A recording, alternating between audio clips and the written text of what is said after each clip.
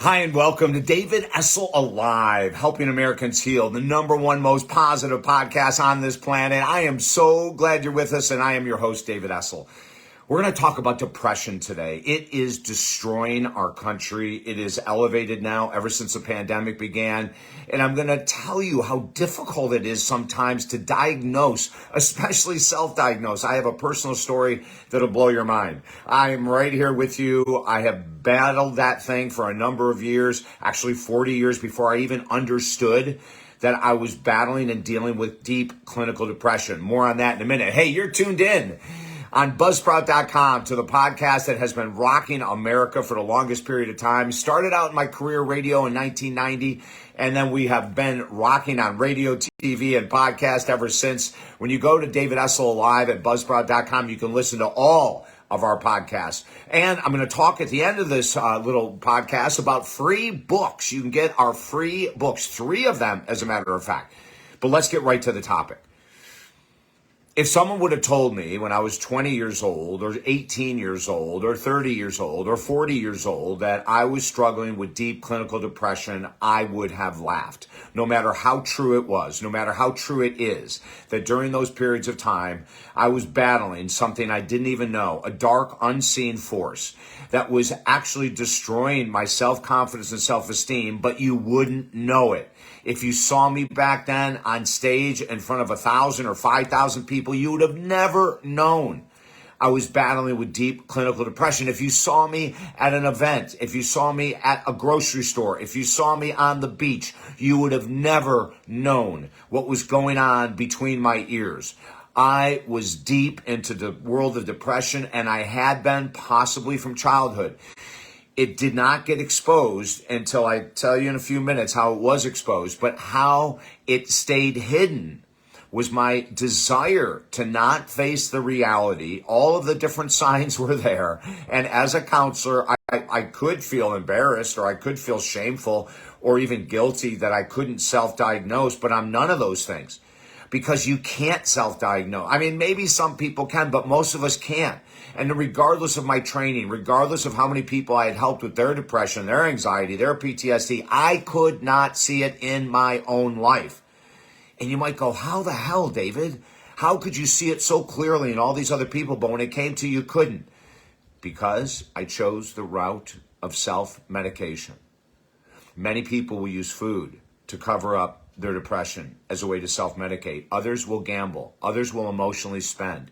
Others will use alcohol. Others pot. Others nicotine. These are all serious drugs. When I talk about like food and depression, sugar, salt, white flour, fat, you consume enough junk food, it will hide. It will minimize your feelings of depression for a short period of time. But they're coming back, baby. And they're going to come back strong as hell. And that's what I did.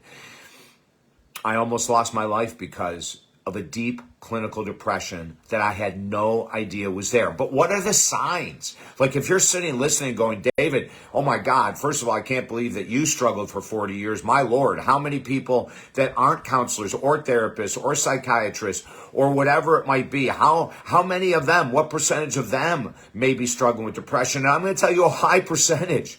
Listen, the world of personal growth, whether you're a coach, whether you're a therapist, a counselor, whatever, is filled with a lot of stress. We are taking on people's energy. We are taking on their struggles. And unless you have high emotional regulation skills, you're not going to know what to do with them. So what did I do every night? Listen, and this has nothing to do with the love of work, of being a coach, a counselor, therapist, psychologist, psychiatrist. It has nothing to do with it. You can love it and be extremely depressed. Let me repeat that. You can love what you do and still carry a deep clinical depression.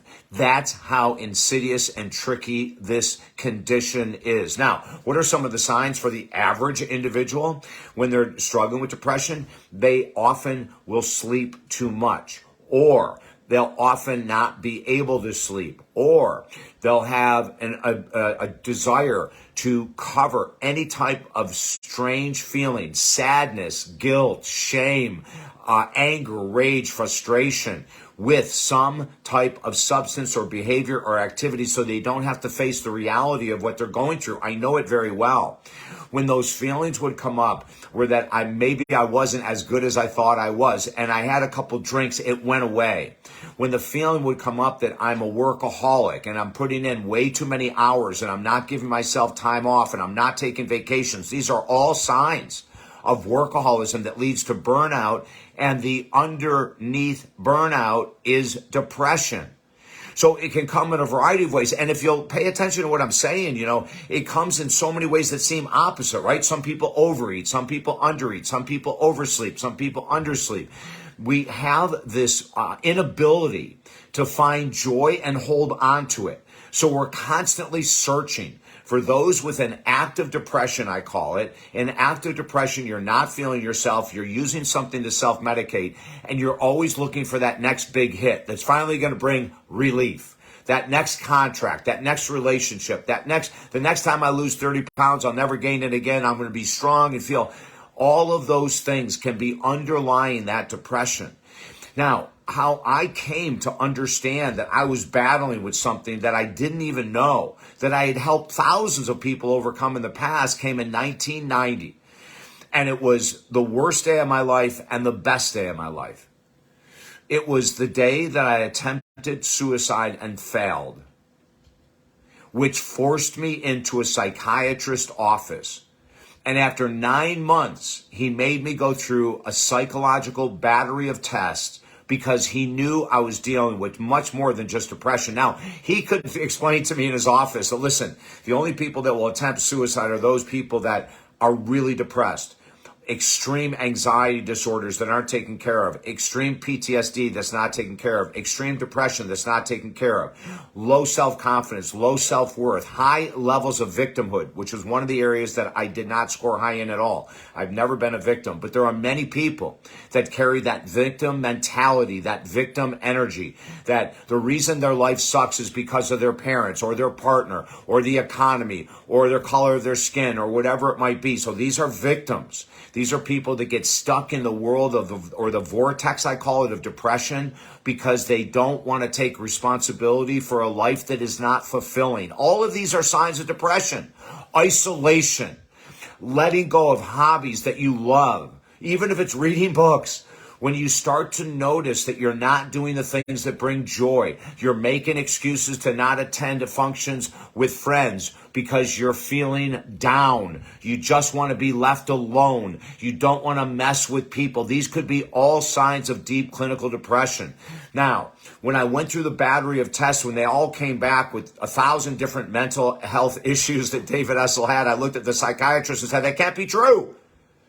How could a guy labeled by Lifetime Television as Mr. Motivation, how could a guy on the cover of magazines be called Mr. Motivation and be depressed? I couldn't grasp it. Logically, I couldn't put my head around it. It must not be true. So I went through another battery of the same test, different facility, and they all came back the same.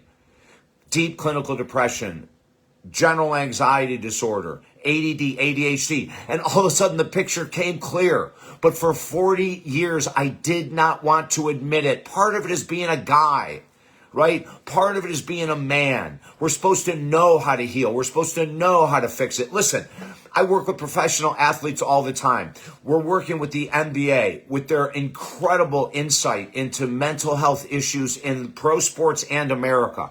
We're working closely as we can with them to let athletes know that they're not alone, that they don't have to deal with anxiety, depression, separation from family, all the other stressors they go through, expectations from the coaches, from other players, from the fans, from ownership, etc.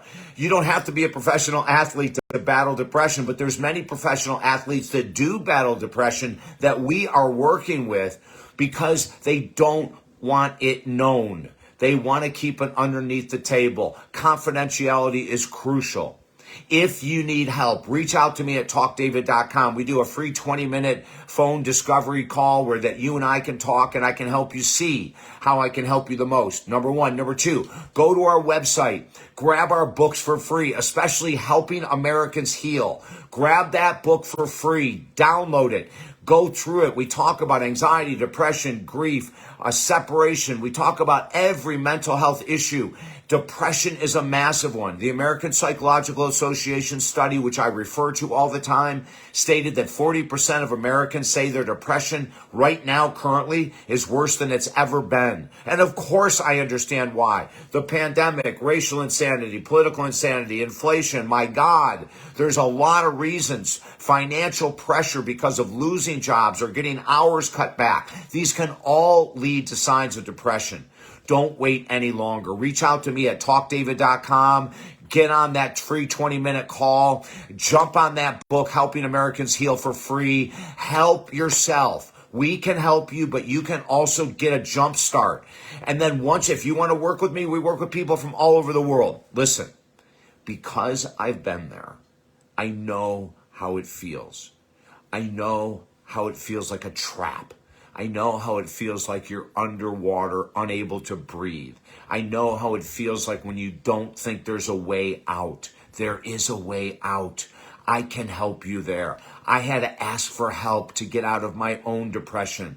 I had help for several years with therapists, with psychiatrists. I got off of medication after about the 11th month. Between 9 and 11 months, I was able to get off of medication, really get rid of the alcohol, get rid of all of the substances that were masking my depression, and deal with it head on. I can help you do the same. You're tuned in to the most positive podcast in this galaxy and all the galaxies in the world. David Essel Alive, 35 years now as a number one ranked radio, TV, podcast host, number one best-selling author, and so much more. Everything is at talkdavid.com. And we are here for one reason only, to bring you good news with David Essel. Wishing you a beautiful day.